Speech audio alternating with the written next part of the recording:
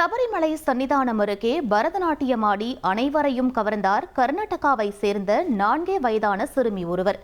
மண்டல பூஜைக்காக நடை திறக்கப்பட்டுள்ள நிலையில் கர்நாடகாவை சேர்ந்த ஒரு குழு சுவாமி தரிசனம் செய்வதற்காக வந்திருந்தனர்.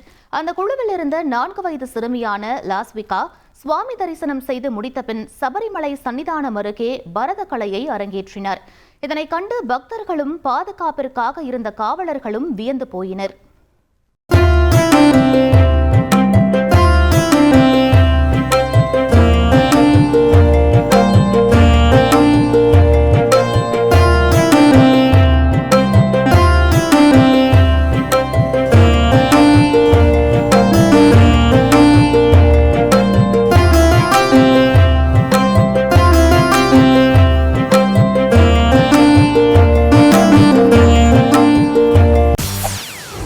செய்திகளை உடனுக்குடன் தெரிந்து கொள்ள உடனே சப்ஸ்கிரைப் பண்ணுங்க.